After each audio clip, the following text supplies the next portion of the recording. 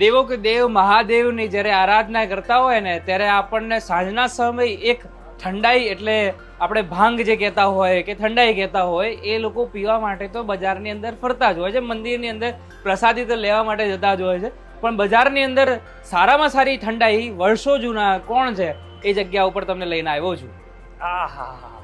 હા, સ્પેશિયલ ઠંડાઈ છે ભાઈ, લાઈવ ઠંડાઈ બતાવી છે. મજા આવી હોય ને તો વિડીયો શેર કરજો. તો ચલો આનું ટેસ્ટ પણ કરી લઈએ. રંગ બરસે ભીગે ચુનર વાલી રંગ બરસે. નમસ્કાર, કેમ છો? હું છું આપનો હોસ્ટ ટ્રોની.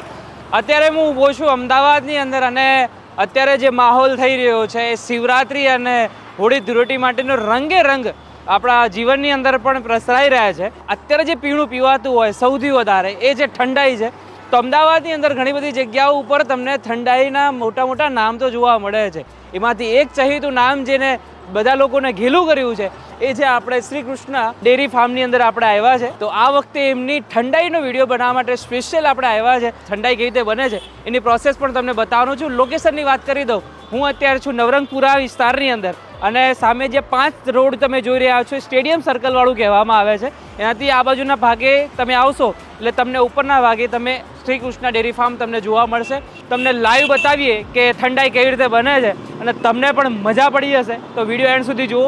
તો ચલો આવી જાઓ અમારા સાથે.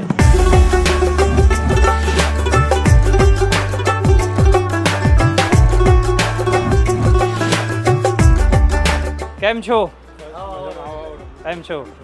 હવે ગરમીની શરૂઆત થઈ ગઈ છે, બરાબર છે. તો આવા સમયની અંદર આપણને લસ્સી છે, કોઈક ઠંડા પીણા છે અને સાથે સાથે આવું ઠંડાઈનો જે માહોલ જે અત્યારે તૈયાર થઈ રહ્યો છે, જે રીતે આપણે ધૂળેટી સાથે સાથે આપણી શિવરાત્રી આવી રહી છે, ઓકે, 8 તારીખે.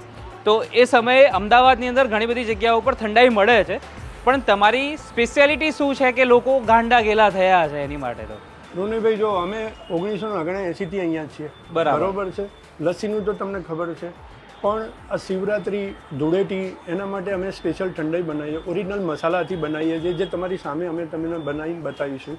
અમે આર્ટિફિશિયલ કોઈ વાપરતા જ નથી કે જે તમે દૂધ નાખોને તૈયાર થઈ ગઈ. અમે ઓરિજિનલ મસાલા વાપરીએ છીએ અને એના જ કારણે લોકો અહીંયા દોડીને આવે છે. જે આપણે પથ્થર ઉપર જે ઘસીને જે વસ્તુ બને, જેમ કે એની આપણી બા દાદાની ચટણી જે આપણે બહુ આપણે ખાતા હોય છે, જે ઓરિજિનલ તમે રાજસ્થાનમાં ને બધામાં તમે જોવો છો એ સ્ટાઇલથી જ અમે અહીંયા બનાવીએ છીએ અને એ જ રીતના બને છે અમારે ત્યાં. ઓકે.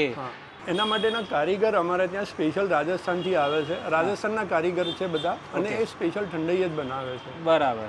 એટલે તમારું એવું કહી શકીએ